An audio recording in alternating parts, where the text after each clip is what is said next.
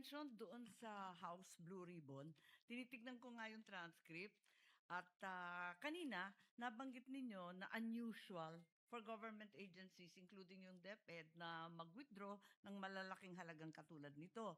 Pero doon sa Blue Ribbon, sinabi po ninyo na not only private clients but government clients go to your branch. So pinaliwanag po ninyo, tama po? Tapos, nag-testify rin kayo nung tinanong kayo ni Congresswoman Garin, is this a regular occurrence? Ang sabi po ninyo, yes, ma'am. So, ibig sabihin, hindi siya unusual, regular occurrence. Alin po ba?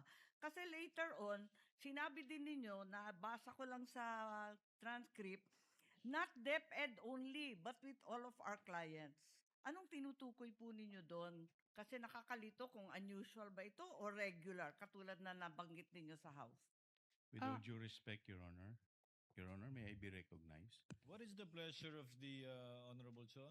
Your Honor, we would just like to request for the TSN so that our witness will be confronted with the TSN that is being mentioned by the Honorable Amy Marcos. If she remembers, by the way, Senator Judge Marcos, it's the Senate, it's the House Good Government Committee, Yes, it's not the Blue Ribbon Committee. This is the Good Government Committee of the House.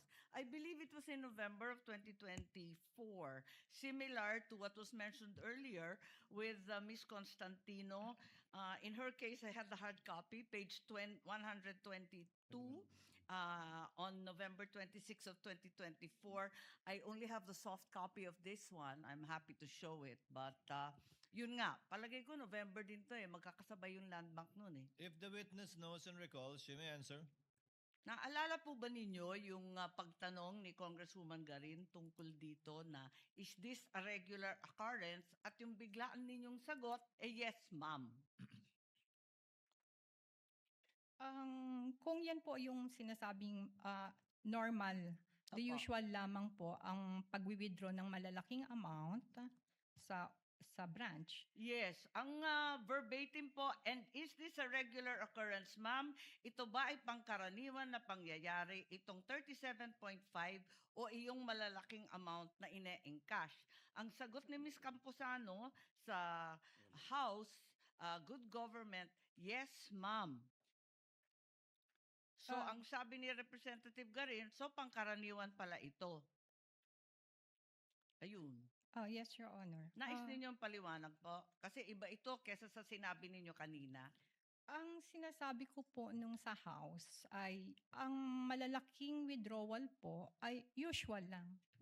Hindi siya unusual sa branch. May both private and government. Nagwi-withdraw po siya. May mga malaki pong withdrawals.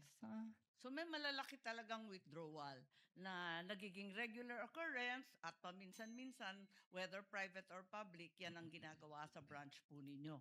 Kaya nga lang, hihingi kayo ng cash allotment kasi hindi naman kayo Yes. nagtatago ng ganun Yes, Your kadami Honor. sa branch. Tama Opo. po. So Opo. regular po, not unusual. Tama po ba? Not usual, unusual siya sa Department of Education dahil during my time, yun lang po yung malaking withdrawal ni Department of Education. Yes, okay. Pero nangyayari po. Maraming salamat. Yun lang po. Thank